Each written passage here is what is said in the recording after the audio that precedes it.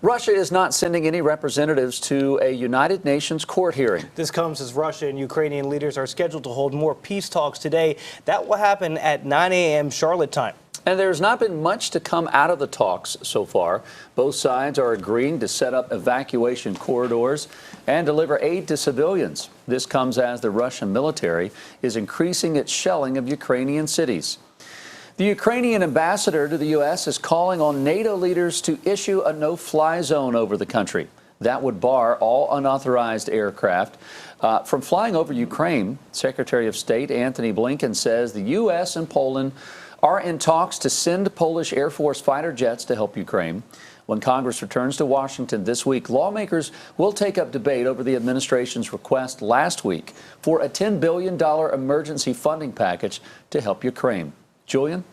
Thanks, Jason. Russian troops have their eyes set on some of the country's biggest cities, and they're stepping up their efforts.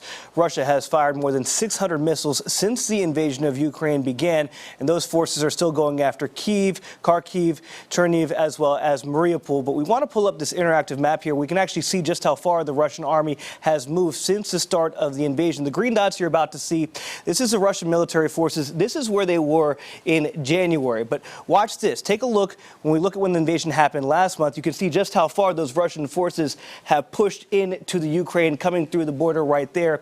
And then if we look over the past 7 days, you can see how they continue to advance closer to into the Ukraine. Now, we want to drop those green dots away, and I want you to focus on the orange and red dots, okay? The orange is going to show the fighting. The red is showing where those casualties are. When we take a look at Kyiv, they are completely surrounded by fighting and casualties up here in the northwestern part of the city. But when we take a look at Kharkiv as well, there's fighting around there. We're going to move out and take you to the northeast part of that. That's what you're looking at all the way over here. That's Kharkiv near the Russian border. Now, here's where we want to focus on bringing you down south. This is Kherson and Mariupol.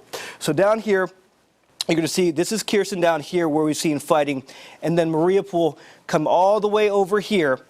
Right here, Mariupol, that's an area that has seen consistent shelling. They don't have electricity.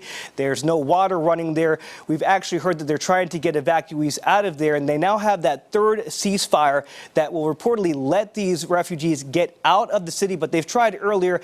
We've actually seen civilians die as they're trying to escape that city. So the third ceasefire hopefully will allow some of these Ukrainian citizens to get across the border and into safety. Now, we spoke earlier this morning to a friend of mine who's actually still in Ukraine. Take a listen to what he had to say.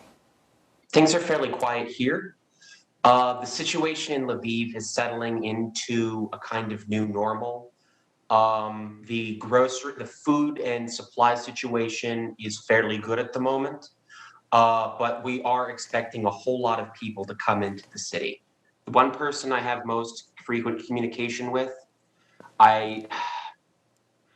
I know he's in action, and so every so often I just text him, "Are you alive?" And so far he's always said yes. To be honest, I don't know what to do, because I get my friend is and other buddies, they don't know what to do because they want help for relatives, but they cannot to do, and we don't know what right now is going on.